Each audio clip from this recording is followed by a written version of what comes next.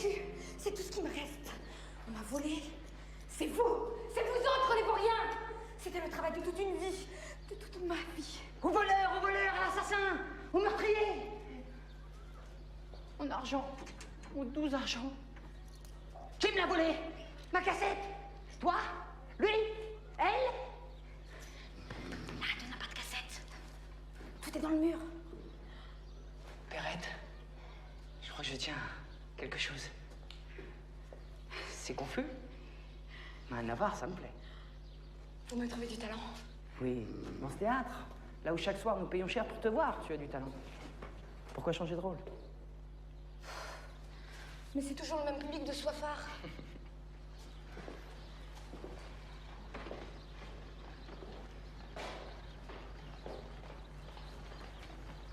Et La Fontaine, qu'est-ce qu'il en pense? Lui, il est parti. Et pour longtemps.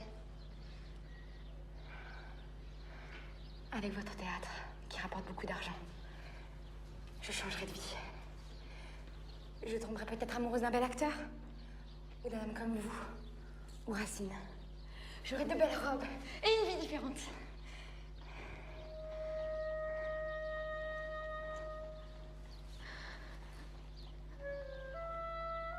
Alors, personne ne t'aime plus que La Fontaine. Il me fait souffrir. Il souffre plus que toi. Il me trompe avec tout le monde. À la moindre occasion, il disparaît. Pourtant, il revient toujours. Vous pensez que ce n'est pas pour moi? Que je vais rester toute ma vie chez Larato? Réserve tes plus belles scènes pour Jean.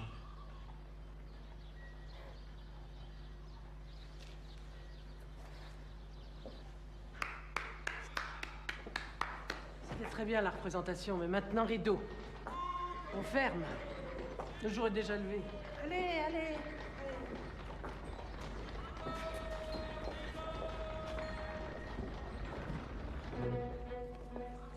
Monsieur, La Fontaine est de retour à Paris.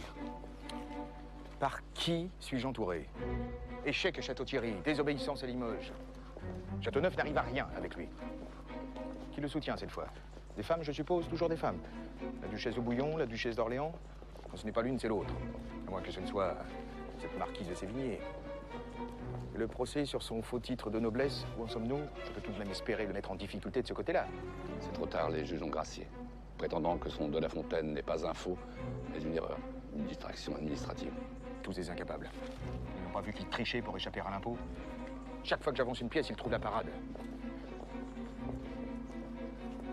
Théron, la diplomatie, c'est fini. Je veux que cet esprit qui résiste et me nargue connaisse les frissons de la peur. Laissez-moi la liberté d'agir. Le corps, monsieur, a des limites plus accessibles que l'esprit. Faites ce que vous voudrez, je n'ai rien entendu. Bien, monsieur.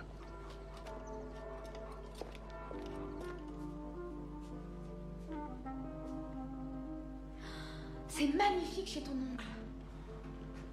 Mais tu vis dans un palais.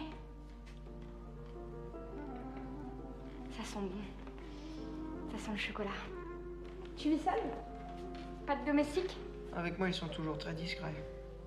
Tu en veux du chocolat? Surtout pas. La marquise de Coët-Legon, qui en avait trop mangé, a accouché d'un enfant noir.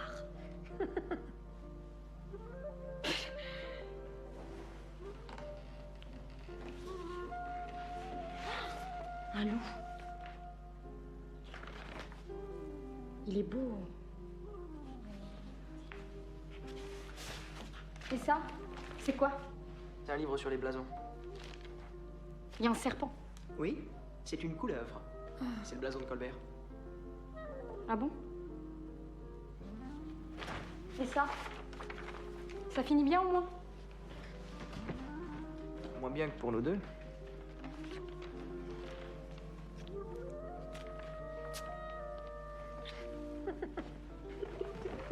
Toi au moins tu t'amuses. Celle-ci, je vais l'appeler La cigale et la fourmi. Mauvais titre. Personne ne la lira. Raconte plutôt une histoire d'amour. Tu m'écoutes? Vas-y. La cigale, ayant chanté tout l'été, se trouva fort dépourvue quand la bise fut venue. Pas un seul petit morceau de mouche ou de vermisseau. Elle alla crier famine chez la fourmi, sa voisine, la priant de lui prêter quelques grains pour subsister. C'est tout? Et pourquoi pas moi? Moi aussi, j'ai connu la famine. Avec tes bestioles, là. Tu te moques des miséreux. Pas du tout. Si. Non?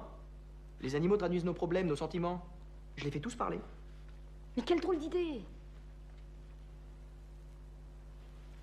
C'est quoi, la fin? Je chantais, ne vous déplaise. Ah, vous chantiez? J'en suis fort aise. Eh bien, dansez maintenant. Et moi, je te dis qu'une histoire d'amour, avec plein de larmes, qui finit bien, ça serait mieux que ta basse-cour. Jean. Crois-moi, il y a trop d'animaux dans tes histoires.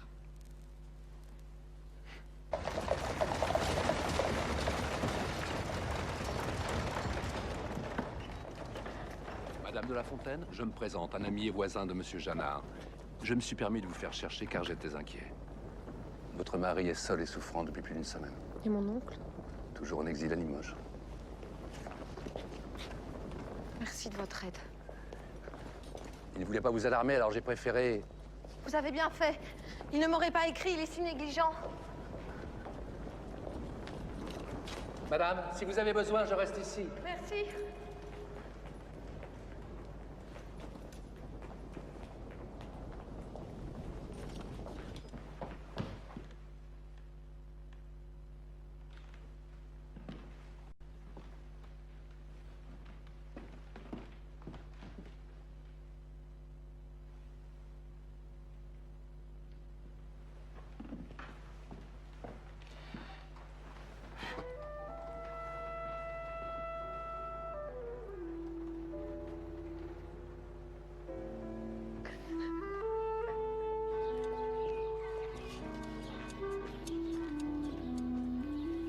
Bonjour, l'ami.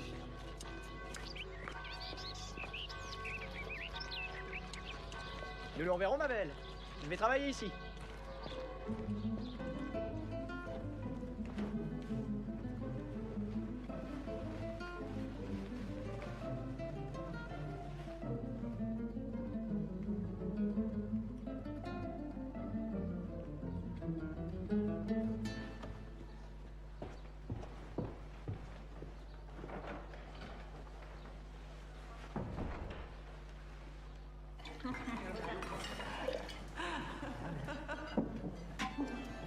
Non, je vous le dis. Malgré les fausses preuves accumulées, le procès Fouquet prend une direction qui n'était pas annoncée. Mais peut-être que notre hôtesse, notre chère amie, la duchesse d'Orléans, voudrait s'exprimer à ce sujet. Ce qui me réjouit dans cette affaire, c'est que la justice a finalement été rendue. Elle a raison, soit. Pas du tout. Nous n'avons pas pu condamner Fouquet, il a sauvé sa tête. Ce roi est bon. Je l'ai toujours pensé. Avant le procès, je le croyais mort. C'est ce que voulait le roi. Et savez-vous où Fouquet ira cacher sa vilaine face? À la prison de Pignerol. Et jusqu'à la fin de ses jours. Oh, Pignerol. Pignerol.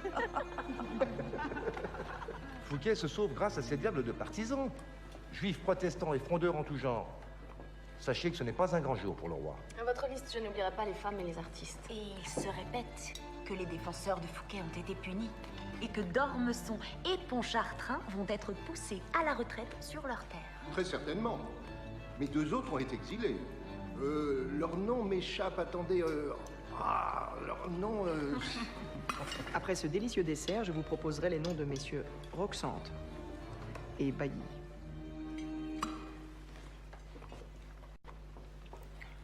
Eh bien, mon cher, vous avez perdu.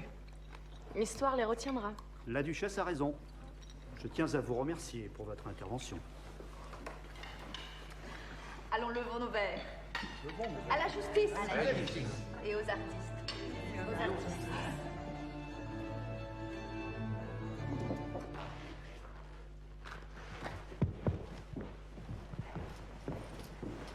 Vos gages, monsieur de La Fontaine. Merci, ma jolie. Et de quoi manger pour demain? Il paraît que c'est un mauvais jour pour le roi. Fouquet n'a pas été condamné. Alors c'est une belle journée pour le royaume. Bonsoir, mademoiselle. Monsieur La Fontaine. Duchesse. Je tenais à vous remercier.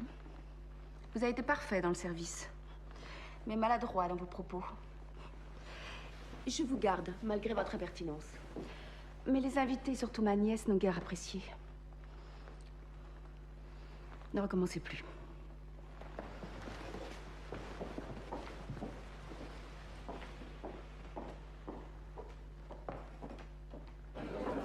Narato, à boire pour mes amis. À boire, à boire, à boire. Qui va payer? Tu as hérité? Je parie sur une vieille comtesse.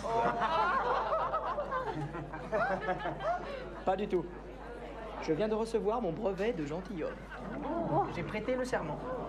À mes yeux, gentilhomme, vous l'étiez depuis longtemps. Mais là, il s'agit d'un emploi fixe. Logé, nourri. Pour l'instant, nourri. Vous couvrez ce sein que je ne saurais voir. Par de tels objets, les âmes sont blessées. Et cela fait paraître de coupables pensées. Je peux le prendre ou c'est dans ta pièce aussi? Désolé, aujourd'hui, il n'y a rien à picorer. Comme tu dis, ce sera dans la pièce. Tu as acheté une nouvelle perruque? Elle appartient à mon oncle. Ça se voit. L'idylle a vraiment été de courte durée, mon cousin. Je suis chose légère et vole à tout sujet. Je vais de fleur en fleur et d'objet en objet. Ça, c'est vrai. Attention, le revoilà. Faites pas timide, allez-y, entrez. Qui est-il? Un admirateur qui me suit en tout lieu. Monsieur Châteauneuf, déjà de retour? Vous avez laissé mon oncle? Certaines affaires m'ont fait revenir à Paris, mais je ne voudrais pas vous déranger. Je suis juste venu pour me désaltérer. Une petite partie? J'ai aussi mal aux cartes que le roi au billard. Oui, mais lui joue avec de vrais amis. Il n'ose pas le laisser perdre. T'es inquiet? J'avais peur que tu sois fâché. De ne pas être sur la liste de Chaplin. On vous donne combien? 600. 1000. 1200. Et Chaplin 100 fois plus que nous tous réunis. La grenouille qui veut se faire plus grosse que le bœuf. C'est joli, ça. J'achète. Ah, c'est pris. Et même écrit. Charognard. 6 de cœur. Je ramasse. Tu pars déjà? J'ai du travail. Nous ne sommes pas faits pour les combats politiques. Crois-moi. Contente-toi d'écrire et de faire rire. Et tu deviendras l'homme le plus dangereux du royaume. Merci, mes amis. Sans vous, que serait mon existence? Restons ainsi. Et que rien ni personne ne nous sépare. Je ne vous dis pas où je vais. Vous le savez, nécessairement.